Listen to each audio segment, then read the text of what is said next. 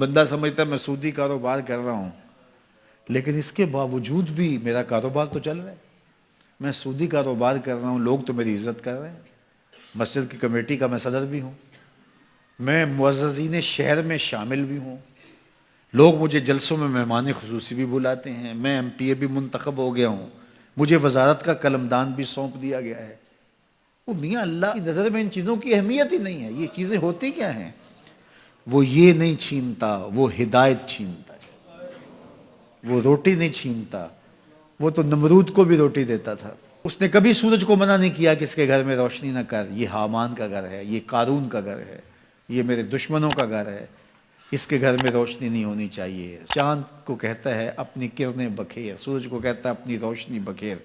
جس طرح باجزید کے گھر میں روشنی ہوتی ہے، اس مکار کے گھر میں بھی ایسی روشنی ہوتی ہے، فرق نہیں پڑتا۔ تو وہ کرم نوازیاں تو نہیں رکتی، لیکن اللہ جب کسی سے ناراض ہوتا ہے تو اس سے ہدایت کی توفیق سلب کر لیتا ہے، تو اعلان جنگ ہوتا ہے۔ تو پھر وہ ٹکرے بھی مار رہا ہو تو اس کی رسم کی نماز ہوتی ہے، اس کا ماتھا جھک رہا ہوتا ہے، دل نہیں جھک رہا ہوتا، چونکہ ہدایت سلب کر لی گئی۔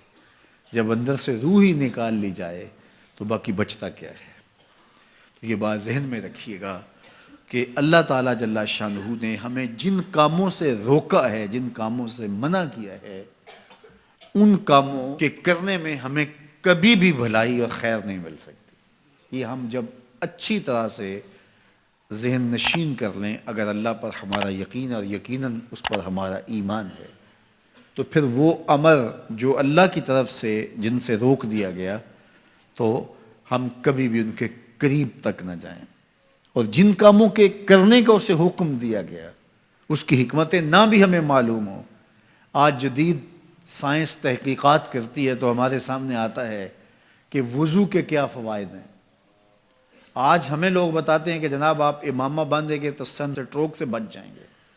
آج دنیا تحقیق اور جستجو کر کے نماز اور دوران خون اور جو ہے وہ نماز کی برکتیں اور کتنی بیماریوں سے نماز کے ذریعے سے بچنے کی کہانیاں سناتے ہیں۔ اچھی بات ہے، نماز سے صحت پہ اثر پڑتا ہے، یہ اچھی بات ہے کہ وضو سے بہت ساری بیماریوں سے نجات ملتی ہے، یہ اچھی بات ہے کہ سر پہ امامہ باندھ لے تو سن سٹروک سے بچ جاتے ہیں، یہ اچھی بات ہے کہ آپ روزہ رکھتے ہیں تو کینسر جیسے امراض سے آپ کا بچاؤ ہوتا ہے، یہ اچھی بات ہے کہ فلاں عمل کرتے ہیں تو فلاں ہوتا ہے۔ لیکن صاحب، ہم سن سٹروک سے بچنے کے لیے امامہ نہیں باندھتے، ہم محمد عربی کی ادا کے لیے باندھتے ہیں۔ دوران خون کے لیے نماز نہیں پڑھتے، ہم رب کے حضور سجدہ ریزی کے لیے اس کے حضور اپنی نیاز مندیوں کا سر جھکاتے ہیں۔ تو حکمتیں بھی ہیں، وہ برکتیں ذیل میں آتی ہیں۔ تو یہ بات ذہن میں رکھیے گا کہ حکمتیں معلوم نہ بھی ہوں تو ہم عمل کرتے ہیں۔ یہی تو ہے کہ یومنون بالغیب۔